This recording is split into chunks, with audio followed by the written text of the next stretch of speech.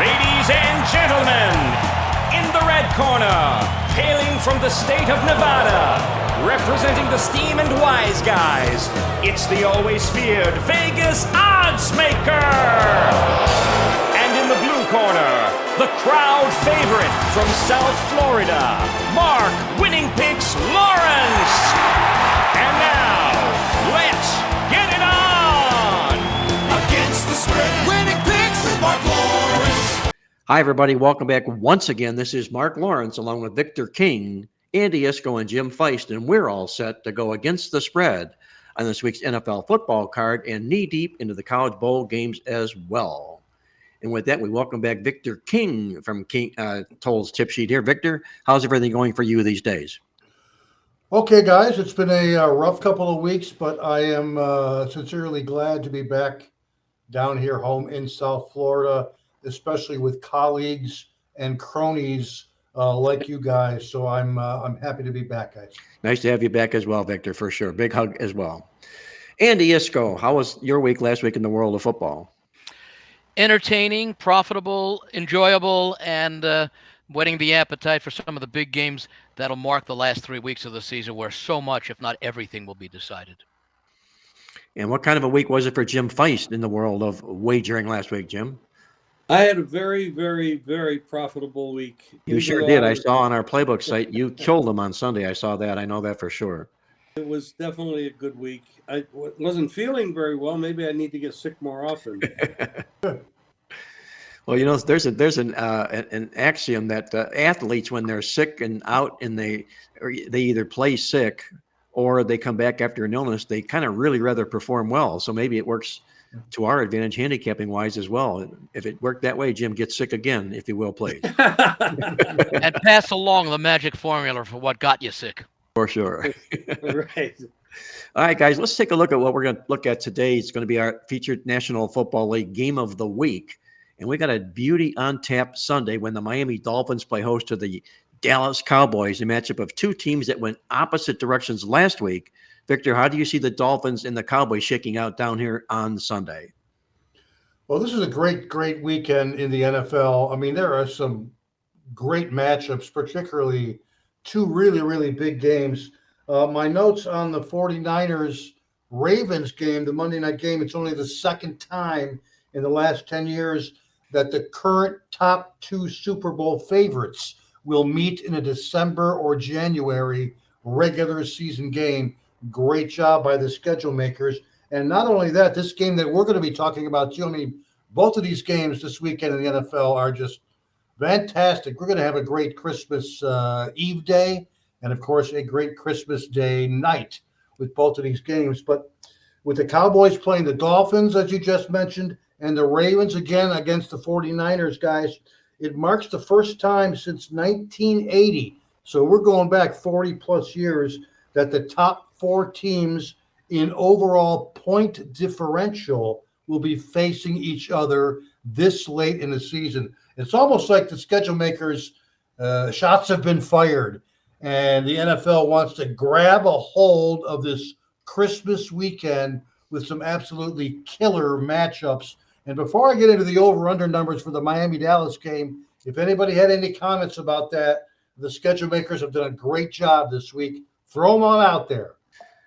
How can you argue with that, Victor? What you just mentioned here, it's I'm looking forward to watching football Christmas Day. Colleen's not going to like it, but I'm going to love it. Well, the beauty is that these are two potential Super Bowl matchups, AFC versus NFC. So any number of things will happen. And in fact, of course, the more interesting, I was surprised, Marc, that we didn't go with the Baltimore-San Francisco game as the featured game, which we easily could have, because when you look at San Francisco this year, they've already hammered their two most likely NFC opponents, Philadelphia and Dallas. Now they get an opportunity to hammer a very likely AFC Super Bowl opponent. So that's what makes the Monday night game intrigue, which is kind of interesting why the line is somewhat high that you might expect.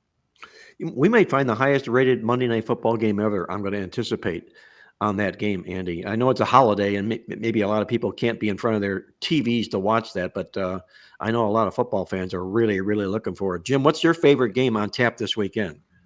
Oh, boy. I really like the card.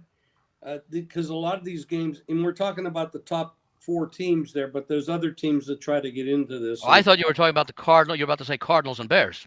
Oh, that's at the top of my list. I'm probably going to tape it and watch it 4 times.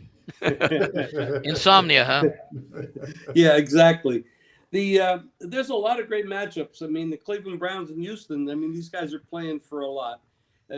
All these teams, Detroit and Minnesota, are playing for a lot. I mean, yeah, you can take the Jets and the Commanders, and you can throw them on the side, just cancel the game, as far as I'm concerned.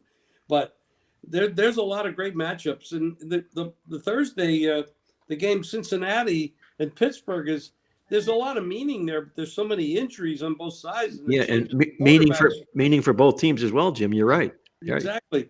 But I mean, it's so hard to handicap. You got a 3rd string quarterback, and you got 2 guys, DJ Reader and Jamar Chase, out for the Bengals, and they're already down to their backup quarterback. There's so many difficult things to do here with these handicapping. How do we handicap them? How do we know what's going to happen? There's a lot of mystery there. And I don't want to throw off our schedule, but I know you guys are really into college bowls and college football, and at bowl time, so am I.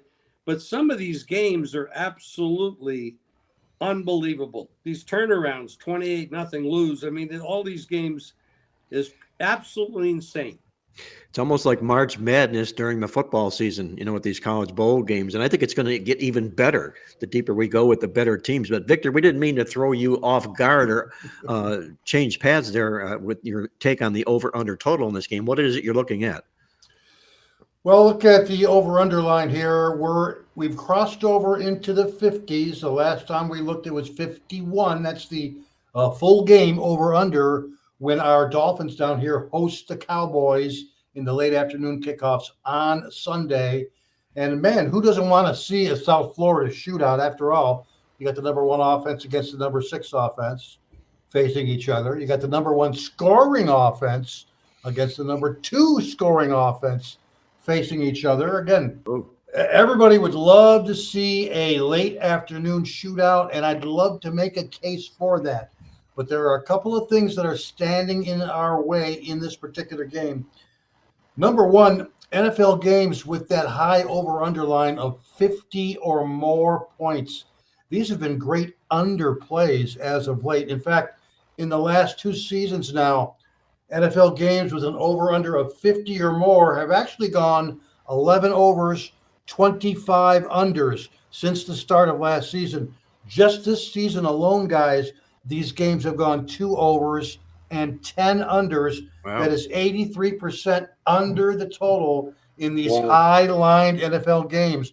It's got me with a little bit of a stop sign in regard to the full game total, but that's where we may have something else here, guys. And let me pull out this week's Totals Tip Sheet newsletter to show you which way we're going in this game. I still would like to get some over action in this game.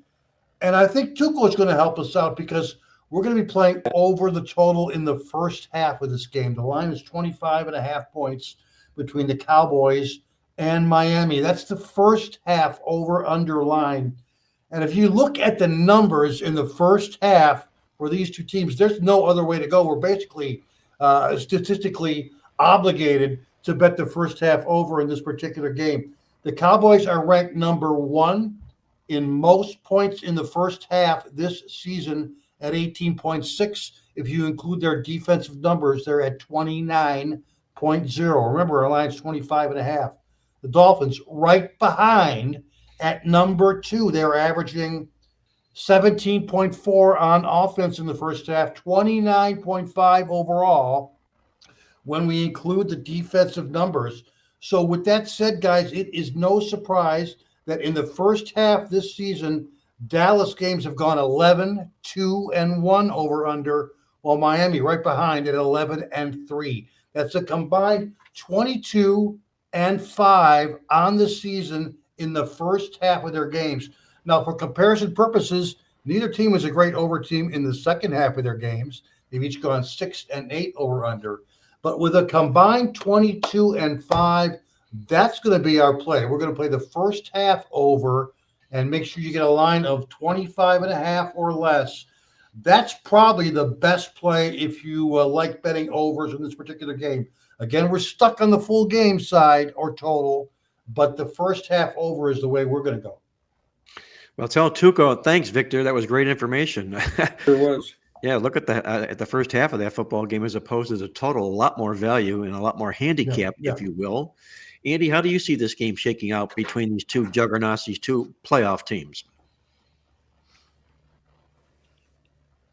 Well, Buffalo's win over Dallas narrowed Miami's lead in the AFC East to just 2 games, and the Bills finished the season in Week 18 at Miami looking to sweep.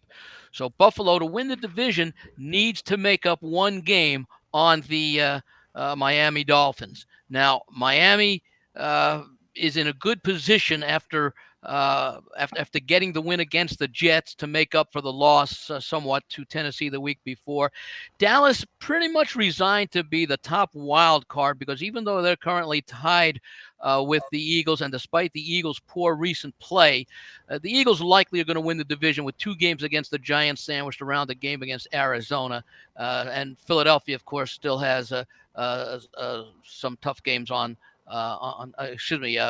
not that tough games on deck as Dallas does. So I'm looking for Miami to be a very focused team. And now, as far as Victor pointed out, this is a good situation for the Dolphins because we're getting a Dallas team that once again showed last week they are a much better team on the home field than they are on the road. And of course, they've also had some of their poor performances this year when they've played those road games on natural grass, which of course they'll be doing this week in Miami. When I look at the rushing game, Miami has one of the league's top ground games. They average 140 yards per game, which is number 3.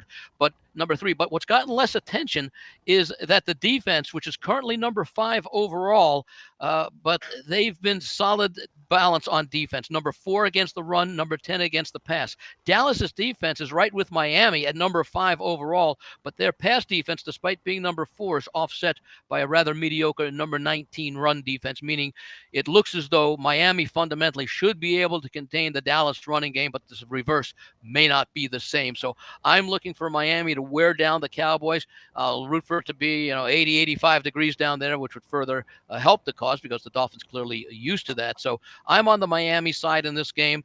I think the total is pretty much a right number. Depending upon turnovers, I could see it going slightly over, or in the absence of turnovers, staying slightly under fundamentally. Jim, look at this Miami Dolphins schedule to close out the season here. My God, you talk about a tough road to hoe. They're looking at the Dallas Cowboys this week, the Baltimore Ravens next, and the Buffalo Bills. If they win out, they're going to win the division. But you think they can win out against those 3 teams? Well, they certainly can. I mean, you're talking about Baltimore next week after playing San Francisco. That's a very difficult thing to do anyway, because San Francisco is a very physical team, and teams that play them don't usually do very well the next week anyway. And then, of course, Baltimore, who a team that they know, and yes, they could win all 3 games. The one thing about this, both of these teams, Dallas and Miami, have done very well against very poor teams. But when they step up in class, neither one of them have done all that well, except for the one game where Dallas beat up on Philadelphia, which was the previous game that they played prior to last week's game. And so I'm not sure who's who here. And that now Philadelphia is pointing fingers, the quarterback's pointing fingers at the team overall team from not being into it, not playing hard. And the turnovers, they've already turned the ball over this year 17 times, which is double or more than double what they did all of last year. That's a real good point. The turnovers, which is almost always key and pivotal. By the way, one point, Mark, since you sort of brought up, and I neglected to mention Miami's game against Baltimore. If Miami wins out, I believe they get the number 1 seed because that would give Baltimore 4 losses to equal where Miami is now, and the head-to-head would go in there. That means a bye in the opening week and a game against the weakest survivor the following week. Yeah, it is a fact, Andy, that if they do win out, they win the number 1 seed. Miami does. That's sort of the apple that they're playing for here. And Jim mentioned about these teams struggling against winning teams. Well, neither of them have beat a winning team this season here, at least with a record going into the game. they've each taken on 3 teams with winning records. They're both 0-3 straight up in ATS against opponents with winning records. So something's got to give in a football game like this. And if you look at Tua Tagovailoa, who is probably the most under-the-radar MVP player there is out there right now, and I can only say that he'll command a lot of votes if he does they end up winning the number 1 seed in the AFC. He was 21 of 24 last week in that 30-0 dismantling of the Jets. The thing that concerned me about that, though, when you look inside the numbers, Miami mustered only 290 yards of offense for all the points that they put up, the 30 points. It's sort of that the cuffs and the collars don't match syndrome here for Miami. Now, they obviously they coasted toward the end of the football game when they weren't really in need of points and yardage and things like that.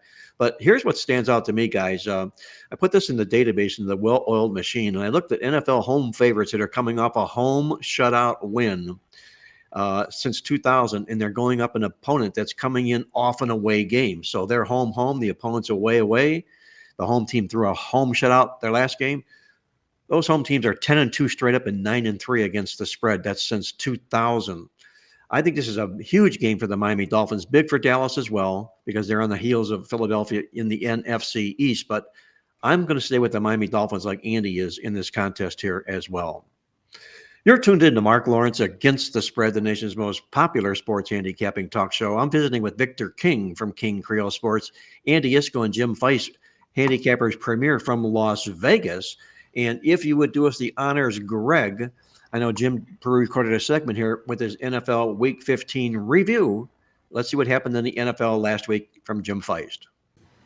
Hello, everybody. I'm going to take a look at Saturday's games, talk a little bit about the players, the coaches, the quarterbacks, and going forward. Well, Minnesota took off on Cincinnati yesterday. Looked like Cincinnati was dead, but they fought themselves back and won the game by 3 in overtime. For a lot of people, that was a push. For some people, they were able to get 2.5, and they actually covered that number. Or if they played the money line, like I do with short prices on favorites, they would cash there too. Pittsburgh at Indianapolis. This might be the last run we see with Tomlin.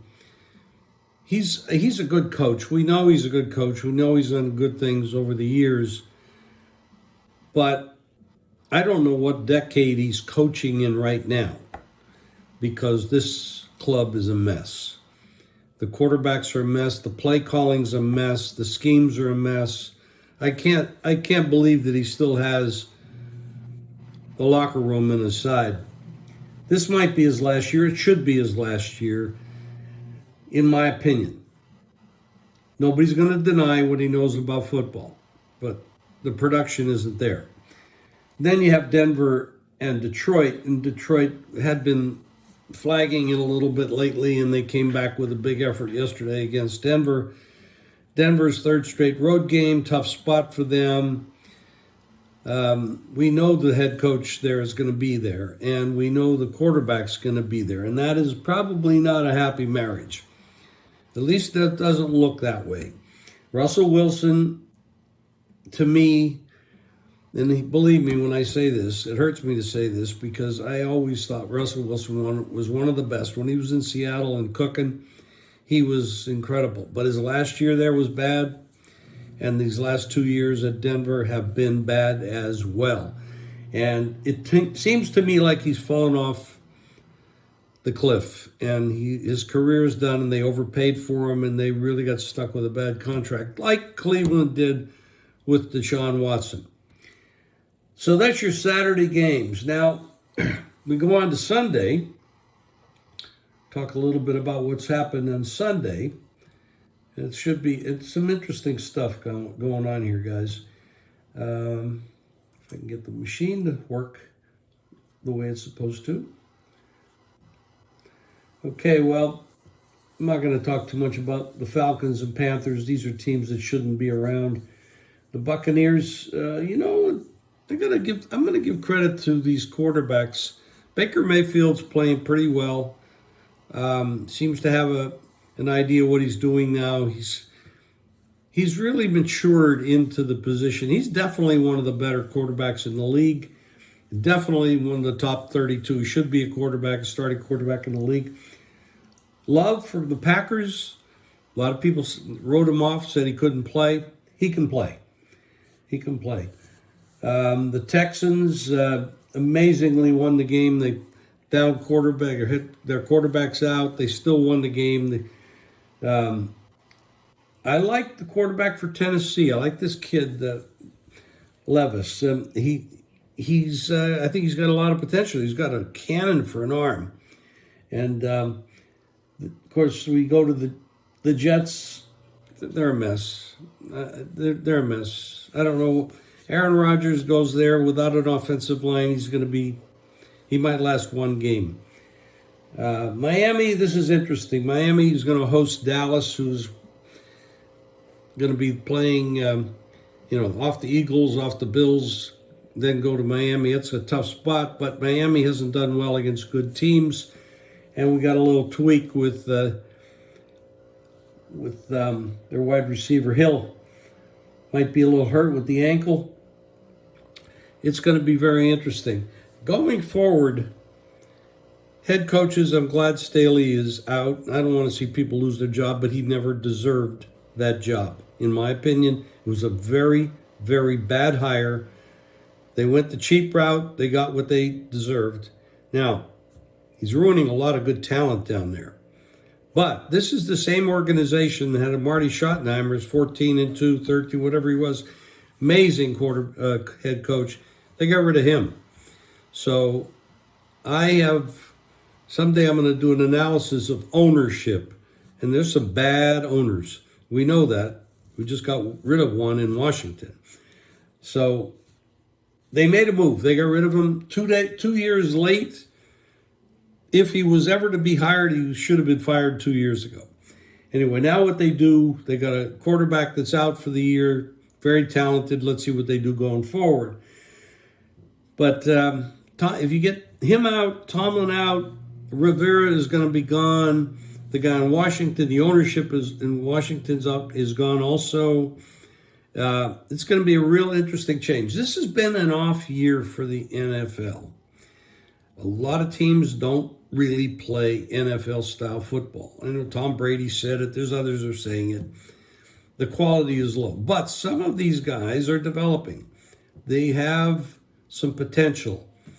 And they're probably going to be better initially than the kids coming out of college that they're going to draft high. So I'm looking at that. I think there's going to be some real interesting choices made next year. And you have to remember this. It's hard to find coaches. It's hard to find offensive coordinators, defensive coordinators. It's hard to find quarterbacks that can play at this level.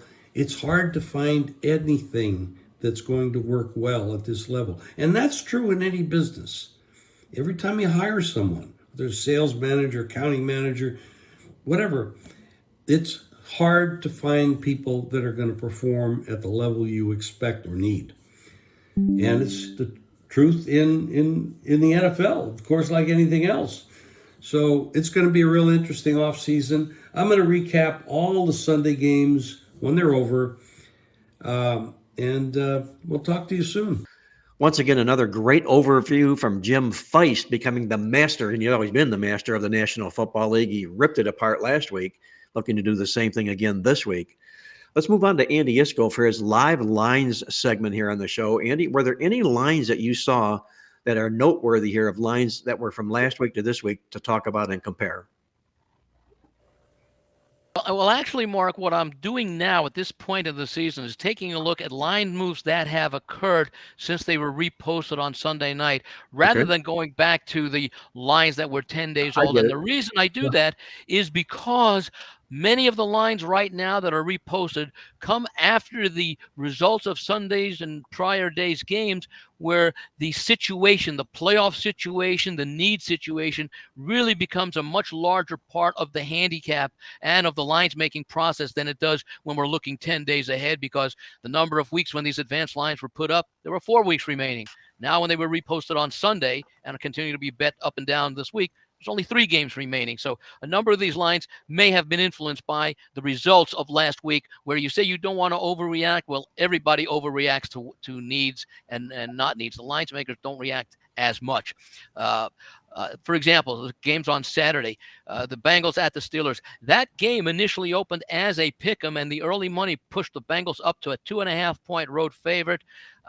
Then apparently the news about Lamar Chase came in. They're still favored, but only by 2. And in the late game, the Bills were 9.5-point favorites, and they were reposted as 14-point favorites. That in their game at the Chargers, that game was bet down as low as 11. It's now back up to 12 as we do our podcast recording on Wednesday afternoons. Another game that has seen some movement, not necessarily due to playoff implications because there are none. Packers opened a 3.5-point road favorite at Carolina, and despite the Panthers getting that home win last week as an underdog to Atlanta, the Packers have been bet up to a 5-point favorite. We've seen a change in the Cleveland at Houston game, both of whom are fighting for, in the case of Houston, I was going to say just a wild card, but who knows with Jacksonville and Indianapolis still not getting any distance. And Cleveland, of course, very much in the race for the AFC North title. The Texans opened as 2.5-point favorites, and that was after Stroud missed last game. Apparently now, as of earlier today, it's been announced that Stroud is out, and we've seen a switch in this. Cleveland now a 2.5-point road favorite. So a 5-point move based upon that information, although, as I've mentioned before, Houston doesn't necessarily win because of a good offense. They have a very strong defense this year as well under DeMeco Ryans, their new coach. Jacksonville at Tampa Bay, another game with playoff implications for both. The Jaguars were 2.5 points at the open, and now the money has come in on Tampa Bay. Tampa Bay came in as a 1-point favorite, but that game has now been bet down to pick. The Miami-Dallas game, we've seen a little bit of move towards Dallas as the game was posted with the Dolphins 2. It's now down to 1.5. The Bears and Cardinals, another game that realistically doesn't have any implications, although the Bears have not yet been eliminated, and they do have a very manageable final 3 games where they're standing at 5-9 right now. That game opened with the Bears 3.5, went up as high as 4.5. It's down to 4. And Denver, of course, they have a key game this week coming off of that ugly loss in Detroit last Saturday. They opened as a 5.5-point home favorite against the mathematically eliminated Patriots. The money has come in on Denver to up to 6.5. We might see 7 if you like the Patriots. I don't know if I think we may be more likely to see 7 than we are to see 6 based on the current number. And then on the Monday games, the Eagles, who have not been playing well of late, opened a 10.5-point favorite over the Giants on Christmas Day. That's been up to 12. And that game between the Ravens and 49ers, the 49ers opened a 5-point favorite. That has been bet up to 5.5, even reached 6 briefly at a couple of places before settling back in at 5.5 with some 5s also scattered about. That's the line review from Andy Iskoe. The line moves from where they were to where they are today. Jim, did you take advantage of any of these line moves early? I know last week we talked and you got in some really great numbers last week, a lot maybe because of weather, but any early moves that you made as far as lines and getting the best of the number? Well, first of all, go back to when I talked on here 2 weeks ago. 2 weeks ago, I'm sorry, yes. I grabbed a couple of games 2 weeks ago based on weather, and the weatherman cost me money because he there was a lot of wind and rain and all this other stuff. But the numbers didn't hold up. So that wasn't, what you're doing is handicapping the weatherman. That doesn't always work. But this week, the one thing, the Browns and the Texans, if Stroud was playing, of course, you'd see more wide open offense. And I'd like to ask Victor about this. The number opened as 41, went up to 42.5. It's now down to 40. Now Stroud isn't going to play. The one thing, though, is the Browns, when they play on the road, their defense has not lived up to expectations as it does at home. Now, the conditions, of course, in Texas will be a lot better than what they're used to playing in Cleveland, which it always seems to be bad. So what do you think of that line move, Victor, from down to 40 now? Is that too low?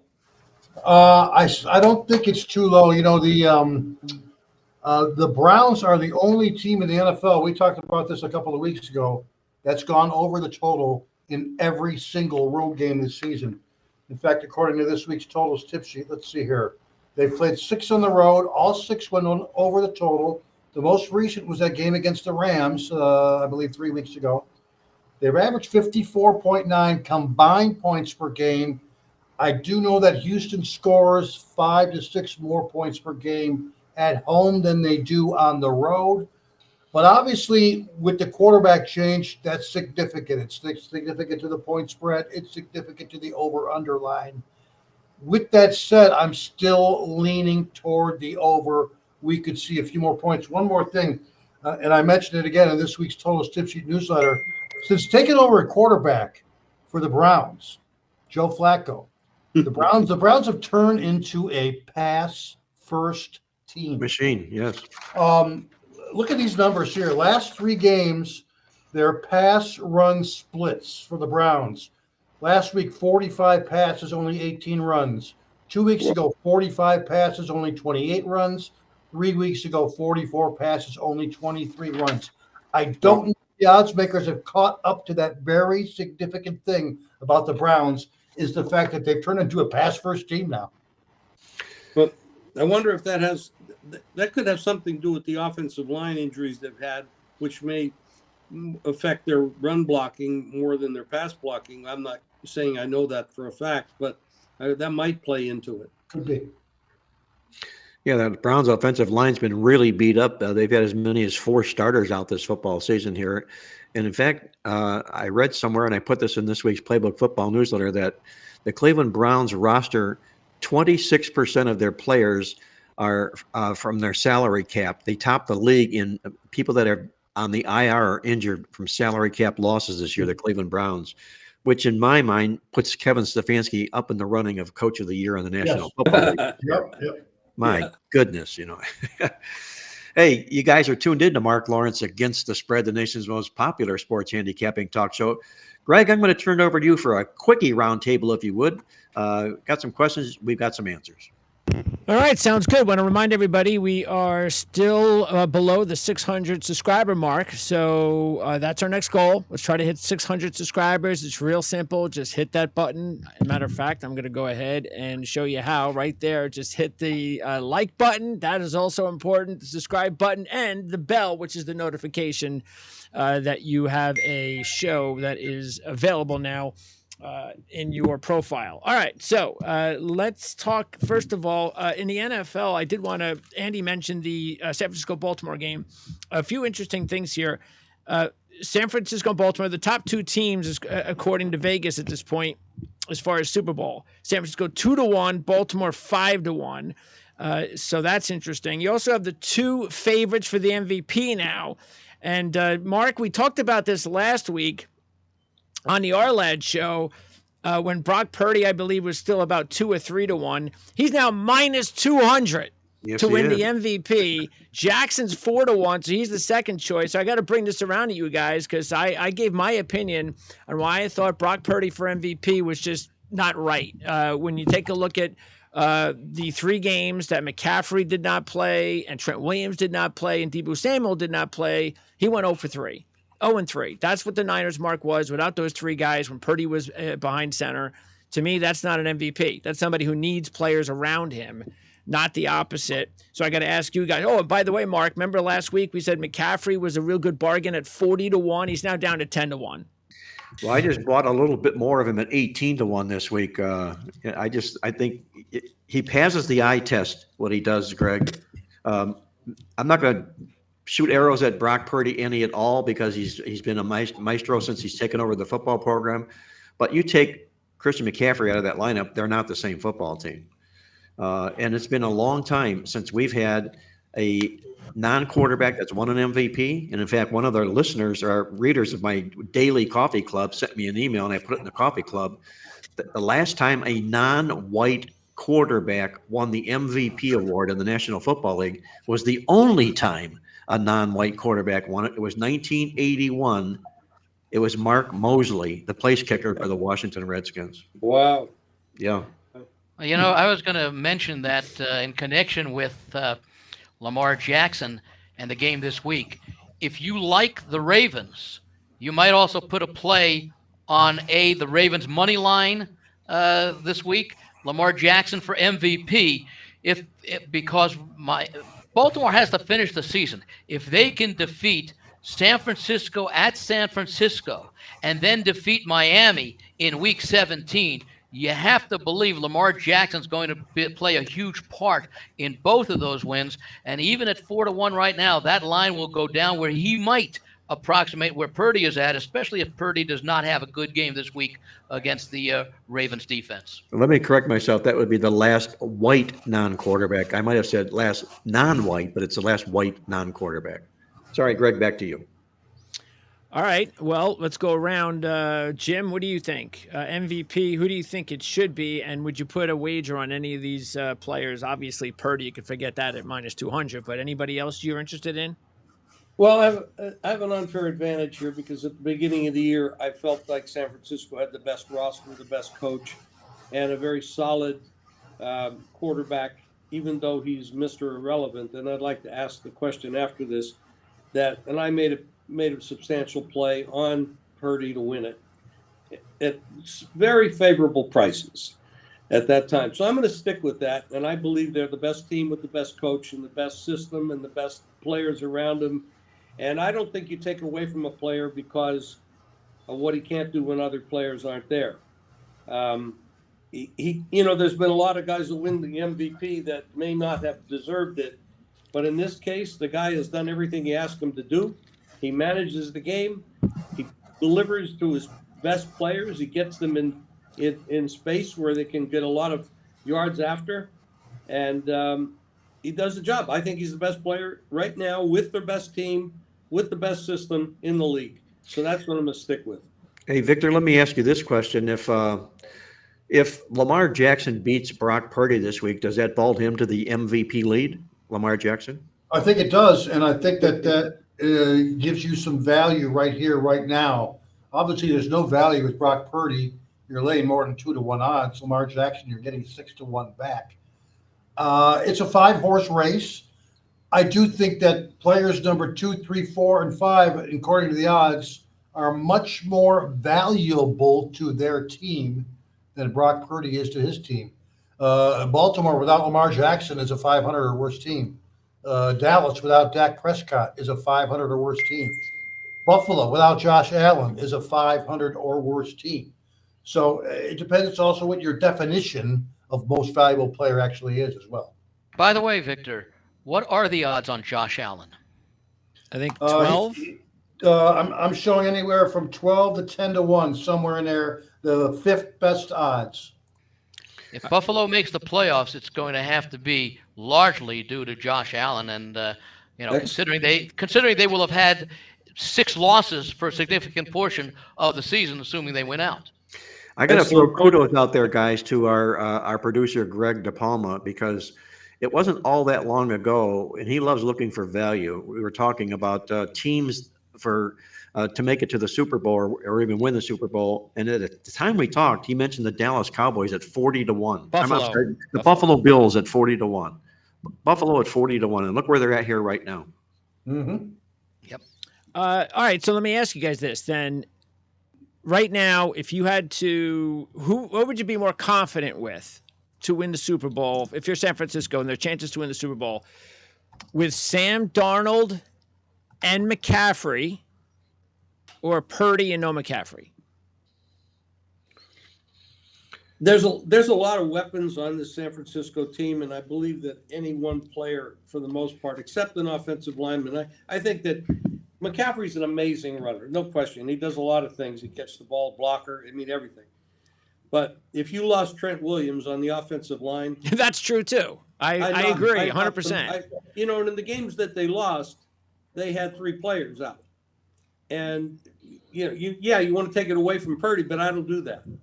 When you lose your offensive lineman, especially at the position he plays, you lose McCaffrey for part of the games, and you lose Samuel.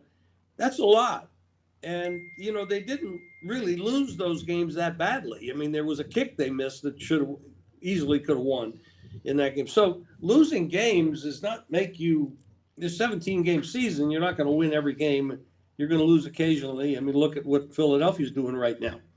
And a few weeks ago, people were talking about Hurts as being one of the best players in the league.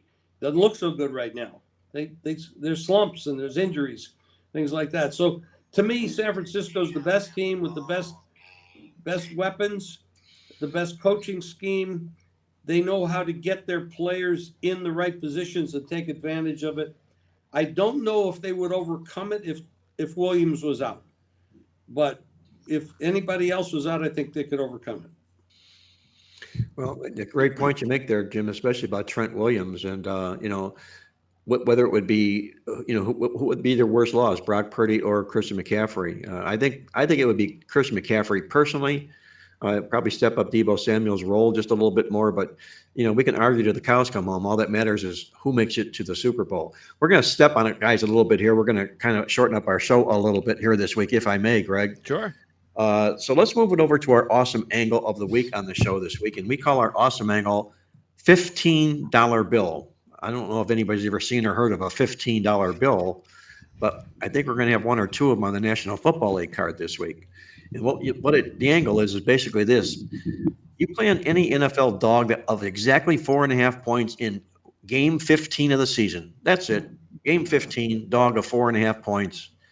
Since 1980, those 4.5 point dogs are 14-1 against the spread.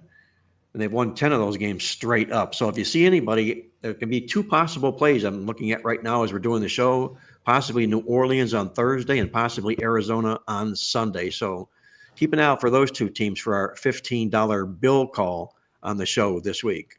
And Andy, I know we jumped past all that, but Greg would normally ask you about your complimentary play and what you have for that play this week. Well, I'm going to look at the key game in the NFC North between Minnesota and Detroit. This is actually, much like the Giants and Eagles, this is the first of two meetings over the final 3 weeks. The Vikings host the Lions here, and I think they play Green Bay in week 17, and then they're at Detroit in week 18. And we don't know if Detroit will have the division wrapped up, but Minnesota, which has an outside chance to catch Detroit by sweeping out, depending upon what Detroit does in that middle game. But they're certainly very much in contention for the wild card. In fact, I think they are number 6 right now, the number 6 seed, which would be the number 2 wild card. Playing in the shadow of Detroit for most of the season, the 7-7 Vikings are in control of that number 2 wild card, as I mentioned. Although Minnie's record in one-score games is not as stellar as when they were 11-0 last year, they still continue to play those close games and are 6-7 this season, 4 of the 7 losses by a field goal or less. Their ability to play one-score games has been uncanny, but it also makes for a home underdog worth backing with their ability to play such close games. Now, Detroit needs one more win or one more Viking loss to clinch the North title, with 3 games remaining for each. Of course, 2 of them are against each other. Vikes are relying on their third quarterback this season, and Mullins played well in last week's overtime loss at Cincinnati. Of course, he came in that 3-0 game against the Raiders a week earlier. As I look at Mullins, I think he gets even more comfortable, especially in front of the home crowd after playing those 2 road games. Now, Detroit's off its best performance in more than a month, and we should see a regression versus a team fighting just to make a wild card, knowing that there's a rematch in Detroit in week 18. The playoff chances may well hinge on this game with another division game versus Green Bay, as I mentioned, on deck. So I'm going to look for Minnesota actually to pull the upset. So I'll have some of it on the money line. You can still find a few 3.5s out there. Otherwise, it's 3 pretty much. I think it's either -105 or even money. So I do like the Vikings this week. And depending upon the situation, I might like Detroit in week 18, although that game may not have much meaning. I'm with you too, Andy. Minnesota Vikings for Andy Iskoe's complimentary play on the show this week. And Jim, before we let you go, any final thoughts you have on this week's NFL football card? Well, there's a lot of games I really like. I have a lot of stuff this week. And I picked up just listening to you fellas too. I mean, some really, really good stuff. I like Tampa Bay. I like Baker Mayfield, the way he's playing. I see a lot of confidence in this fellow. I mean, he was the number 1 draft choice years ago. I think he got blamed a lot in Cleveland, and most people do, for all their problems up there. But he has played very well this year. And, I mean, he had a perfect passer rating the other day, a game ago. I don't know which game it was, but it was Excellent. Thank you. Jacksonville is self-destructing. Their defense is not played up to snuff, and Lawrence has gotten a little banged up, and he's questionable. And so I like Tampa Bay at home in this spot. And you're talking about two teams that almost the similar records, 8-6, 7-7, only a 1-point home favorite. I think it's a gift, really. Wise advice from Jim Feist from Las Vegas, the legend in Vegas. He's going to take a look at the Tampa Bay Bucks on the card this week. We're going to wrap things up with our complimentary plays from Victor King and myself, yours truly. Victor, what are you looking at for your complimentary play on the card this week? Today, I just started looking at the Saturday slate of games. We got Cincinnati, Pittsburgh in the afternoon, and Buffalo and the Chargers at night. And we're going to come out with a free play on the over in that Chargers and Bills game. The over underline opened at 40.5, maybe 41. And there's been some sharp action coming in on the over in this game. It's up to 44 the last time that I looked. If you do decide to join me, get in now before it goes up even higher, because both 44 and 45 are key numbers in the NFL. What jumped out at me is when these two divisions hook up against each other. AFC West division home teams versus AFC East division road teams. If the AFC West team is taking points at home, like the Chargers are, they've gone 9-1 to the over all time in our database when the over underline is in the range of 39 to 54 points. Not to mention, if you're looking for a signature system, let's not forget that the Chargers are actually playing with a little bit of added rest, as their last game was last Thursday. And in our database, I got a 20-2 over-under situation for all NFL non-division teams playing at home if they are off a Thursday division game, like the Chargers are. And finally, in that game, obviously, we know they gave up, 63 freaking points to the Raiders. In the last 4 years, NFL teams have gone a perfect 7-0 to the over. Non-division teams who allowed 50 or more on the road in their last game. That applies to the Chargers. Again, Buffalo, they ran for a ton of yards last week against Dallas, 266 or something like that. But not against this Charger team. The way to attack the Charger team is through the air. And what did Josh Allen have? Only 15 pass attempts last week. Look for double those pass attempts, if not more, this particular week. And NFL teams off a home win in which they rushed for 250 or more yards, like Buffalo, have gone 8-1 to the over in the last 2 years. So not a lot of people are looking at it, but at 44, we're still going to go high. So we'll play with the Chargers and the Bills over the total on Saturday night. Victor likes a well-lit scoreboard in that Chargers-Bills game on that football game.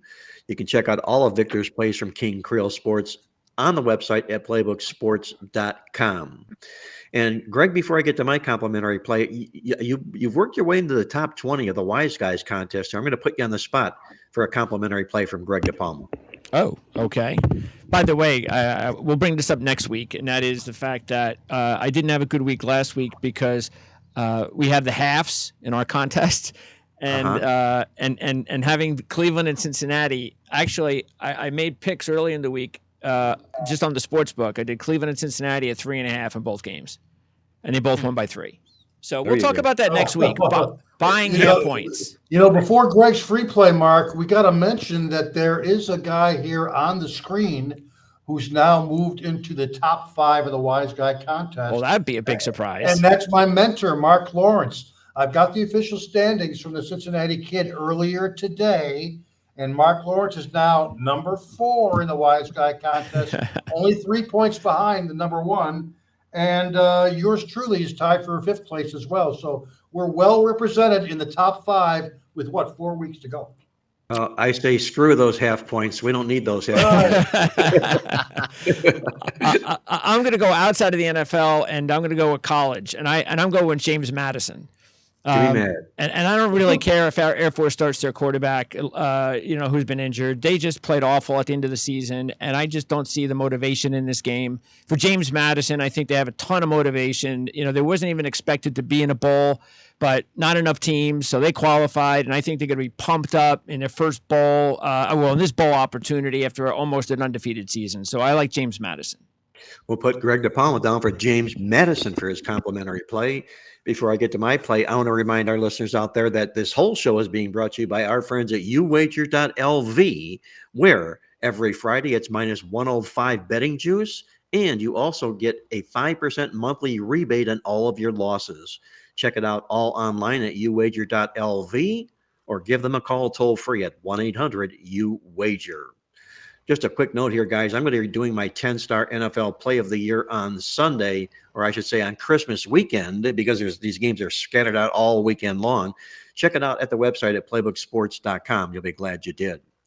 My complimentary call on Sunday's card, I'm going to fade a team that's coming off a euphoric win, taking to the road against a team that is out of the playoffs. And normally I wouldn't want to play a team out of the playoffs, but there's a reason we're going to get to this team that's out of the playoffs. I'm going to play the Tennessee Titans, plus the points against the Seattle Seahawks.